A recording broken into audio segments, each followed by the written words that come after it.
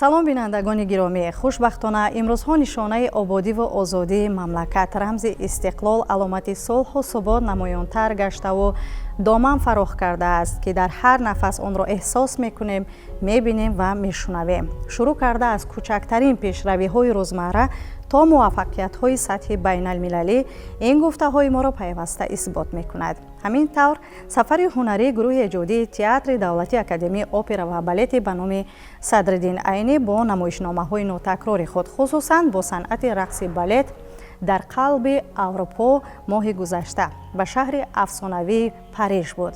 Ин сафари ҳунарии дастаи эҷодии театр ба Аврупо албатта бори нахуст буд. аз ин рӯ мо низ барномаи навбатии нақшро куллан ранги дигар бахшидем ва аз қолаби он берун шудем, то ин ки аз нақшу мавқеъ ва таъсири ин сафари ҳунарӣ суҳбате ороста бошем бо ҳунарманди ҷавони театр Манучеҳр Маҳмудзода. нахуст аз ҳадафи баргузории ин сафар бигӯед. пеш аз ҳама чӣ гуна ташкил шуд он? ин дар таърихи театри мо сабт шуд. барои ин мо 3 моҳ тайёрӣ дидем, аз сар то бегоҳро кор мекардем.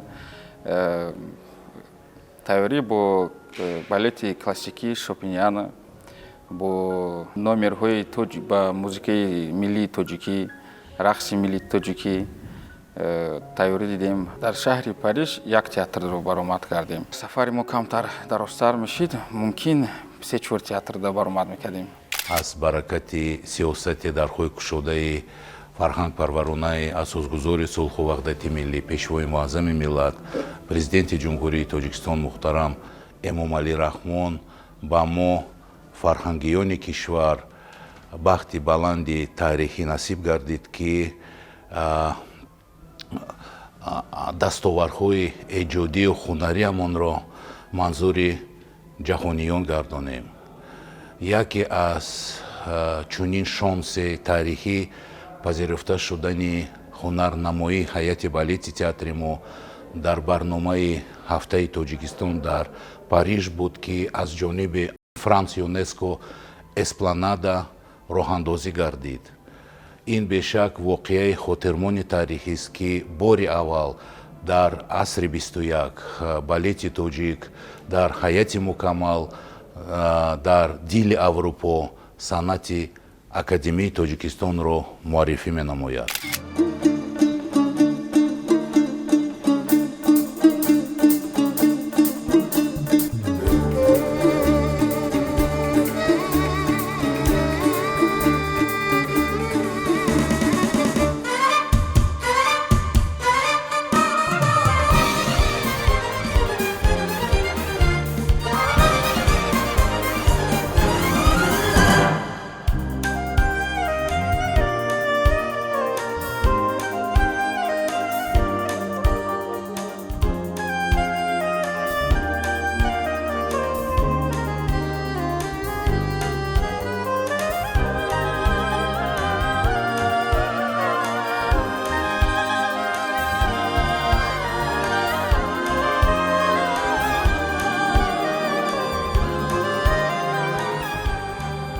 то ҷои мо медонем 13 сол боз инҷониб дар саҳнаи театр, яъне санъати рақси балетро хеле моҳирона ба мардум нишон медиҳед, хусусан ба дӯстдорони жанри балет. ва рақсҳое ки шумо дар худи Фаронса нишон додед, аз рақсҳои доимие ки ҳамарӯза дар худи театр барои мардуми мо нишон медиҳед, чӣ фарқ дошт? рақсҳо ба он фарқ мекард, ки рақси замонавӣ асри 21 ба классикӣ хеле фарқ дорад. акнун ҳамин сафари Фаронса сабаб шуд, ки мо дар ватани худмон барои мардуми тоҷик рақси замонавӣ нишон медиҳем. яъне дар ин сафар шумо ҳам рақси классикӣ, ҳам рақсҳои муосир ва ҳам миллиро нишон додед барои мардуми Фаронса, дуруст? дуруст. оҳангҳо чӣ гуна буданд? рақсҳои тоҷикида оҳанг тоҷикӣ буд. албатта дар саҳифаи иҷтимоӣ ва тариқи шабакаҳои телевизионӣ мо бисёр дидем, ки дар ҳолу ҳавои пуршукӯҳу ҷалол ва нотакрор сурат гирифт. либосҳое ки худи ҳунармандон ба бар намуда буданд як мавзӯи алоҳида аст барои суҳбат. аммо барои бинандаи барномаи имрӯзаи мо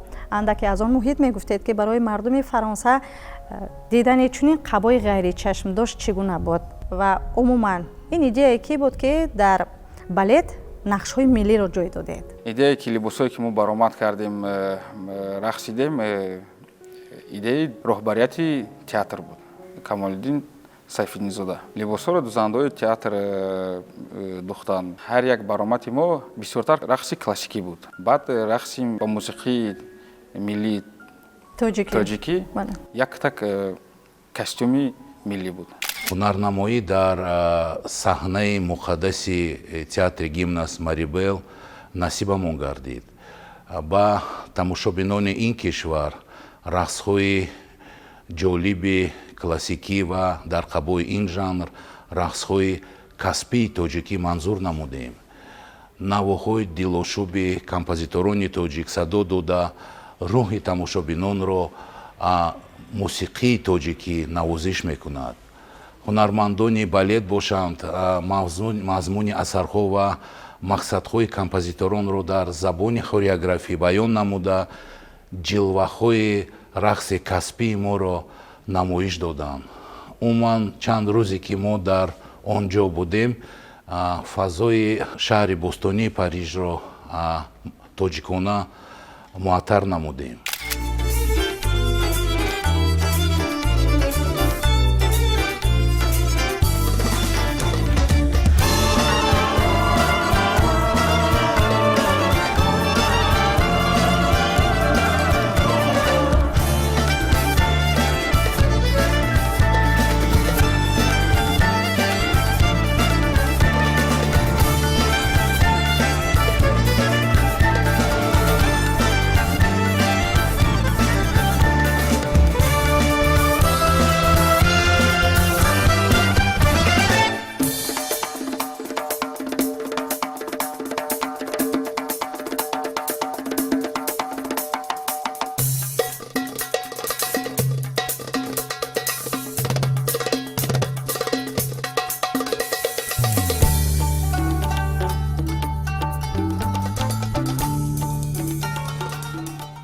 Программа у нас была интересная, нетривиальная. Первым актом мы повезли балет Шопеняна на музыку Фредерика Шопена в постановке Михаила Фокина. Это классика, которую мы стараемся здесь удерживать, несмотря ни на что. Нам было очень лестно, что мы могли поделиться своим классическим репертуаром на такой сцене. Кстати говоря, выступали мы в театре XIX века, в театре Марии Гимназии-Бель. Это прям вот, можно сказать, что центр Парижа. Вторым актом мы представляли, проще говоря, солянку, гала-концерт. Это отрывки из разных балетов, которые были соединены в один концерт. Мы представляли Дон Кихот, конечно, это бессмертная классика. Фарангиз Сайдзода, Мухаммад Азимзода, они танцевали Дон Кихот. Далее мы представляли ПДД из балета «Жизель». Номера, можно сказать, что современные, для нас тоже новые и актуальные. рақсҳое ки шумо дар саҳнаи масалан театри бонуфузи Париж нишон медодед чанд соат дар бар мегирифт? Яъне тӯли чанд соат шумо дар саҳнаи ана ҳамин театри пуршукӯҳ мерақсидед? Якум номери ки мо баромад кардем, номери классикӣ буд Шопеняна 40 дақиқа. дуюм номер баромад кардем 30 мумкин дақиқа буд. ҳар як фарқаш нест кадом театрда мо баромад мекунем. ҳар як баромаде ки баъд саҳна мероем тарс ҳаст. вақте ки дар саҳна баромад мекунем фикри тарса намекунем. пеш ай баромад тарс ҳаст. буд ҳолате ки дар саҳна хатое шид. Лекин инро тамошобин пайхас накард. танҳо худи шумо инро медонед? худи ману ба артистон медонад. яъне ҳунармандони театр. ҳамин гуна сафарҳо барои худи шумо то чӣ андоза таҷрибаи хуб медиҳад ба фикратон? Якумаш ки мо нишон метем дар Тоҷикистон балет ҳаст. давлати худмона нишон метем. мусиқи худмона нишон метем. оҳанги худамон. оҳанги худмона нишон метем. костюми миллии тоҷикиро нишон метем. либосҳои миллии тоҷикиро мебинанд дигар миллат.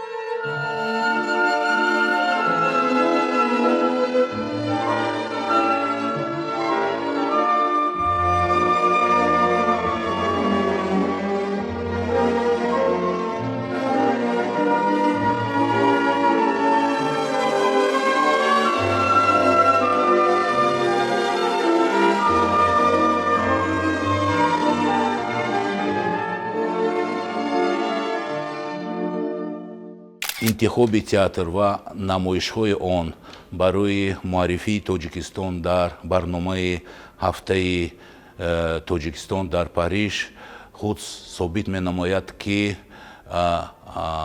нерӯи ҳунарӣ ва сатку сифати намоишҳои мо барои талаботи жанр ҷавобгӯянд ва онҳо барои намоиш дар чунин форумҳои бо нуфузи ҷаҳонӣ сазоворанд. ин моро водор менамояд ки барои ба ҷаҳониён манзур намудани дастоварҳои санъати академияи Тоҷикистон ва дар жанрҳои гуногун талошҳои зиёд намоем. И также мы сделали такой небольшой национальный дивертисмент, он идет всего 15 минут, но эти 15 минут того стоят, на музыку национальных таджикских композиторов, что было очень, как сказать, тяжело, потому что нужно было выдержать и современный какой-то взгляд, и какой-то национальный колорит, и представить наш Таджикистан в самых лучших красках, которые там есть.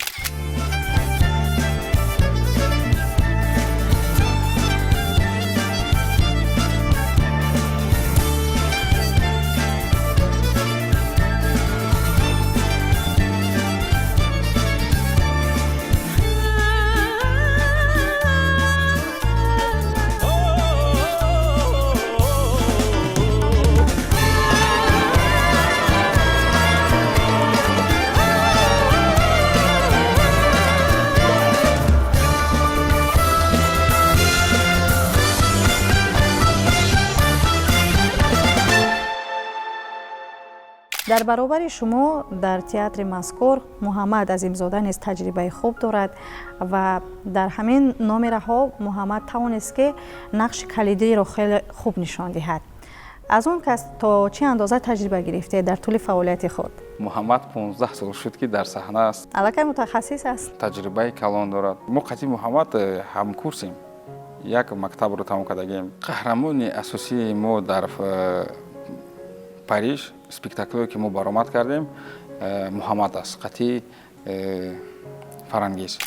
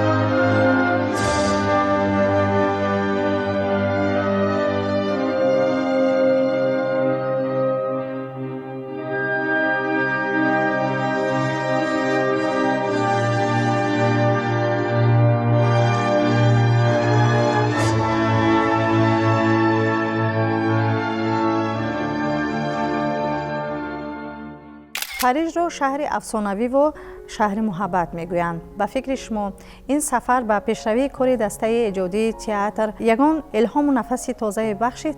шояд идеяҳои навбанав аз пеш аст. бале, фаронса давлати рақси балетро дӯст медоранд, мусиқиро дӯст медоранд. барои мо хеле хурсанд шудем ки сафаромон ба Париж шид. камтар дунёро дидем.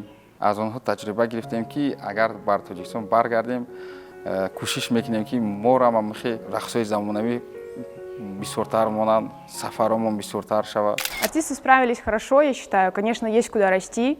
Мой взгляд, он такой достаточно жесткий, достаточно критичный всегда. Поэтому я никого не хвалила. Конечно, мы все молодцы, но я знаю, что мы можем лучше. И поэтому ребята справились на ура, но нам есть куда стремиться. Но так, в целом, впечатление, я думаю, что у зрителей хорошие, потому что самое главное, что артисты смогли передать настроение, смогли передать колорит, и это, на самом деле, самое важное для меня.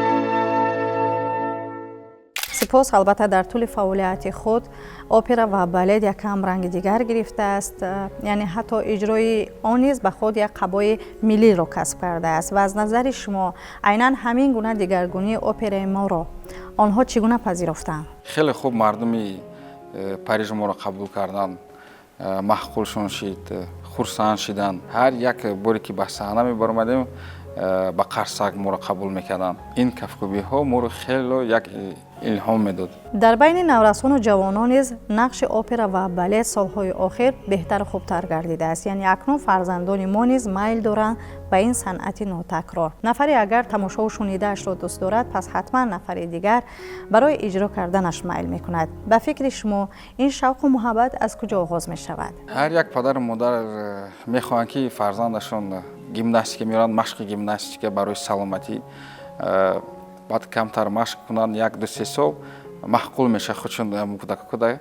علاقه دلباخته همین صنعت میشوند. میخواهند برآمد کنند در صحنه خودشون نشون دهند. پدر و مادر را میخواهند بینند در صحنه فرزندشون رو. بعدا مشک بخواد میشن. برای که هر یک برآمد ما به صحنه 40 کیلوگرم رو میبرداریم. 45 هر خیلی هست. هم بود یک نیم دو ساعت برآمد میکنیم در صحنه. اصلا نفری که صنعت یا اینکه رقص بالت رو انتخاب میکند وزنش باید چقدر باشد؟ وزن دختر باید تا 45-50 کیلو باشد. مرد 70-75 کیلو. نگاه میکنند از قد اگر بلند باشد 180 75 80 کیلو. 170 65 70 کیلو. فربه نباید باشیم. برای که حرکت‌های رقص مشکل می‌شود. صنعتکار بالت باید شکل بدن خود را خوب نگه دارد. بهایی که از جانب صنعتکاران اپرا و بالت فرانسه گرفتید، شما را تا کدام اندازه قناعتمند نمود و این سفر شاید تنها شروع سفرهای پیوسته به سراسر جهان باشد؟ خیلی خرسند شدیم که در فرانسه بالت تاجیک را خیلی خوش رو قبول کردند. ما هنرمندان تئاتر توانستیم بالت تاجیک رو نشون دهیم. سفری که ما رفتیم هنرمندا برای ما خاطرمند بود. یوروپا را همش بالت تاجیک رو نشون دهیم. بینند بالت تاجیک رو، موسیقی بالت تاجیک رو بشنوند. کاستوم ملی تاجیک رو بینند.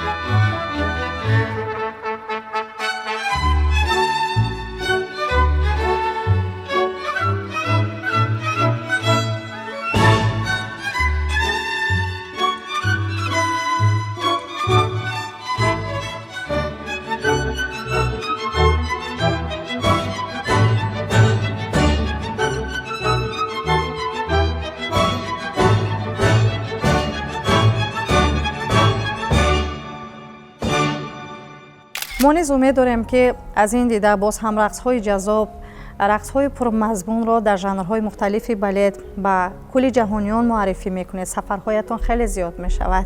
چون جوان هستید از شما امیدهای زیاد داریم. تشکر برای صحبت امروزه. شور و شوق همین دو چیز است که ایجادکار رو کامیاب میگرداند و به قله‌های بلند ایجاد میرساند.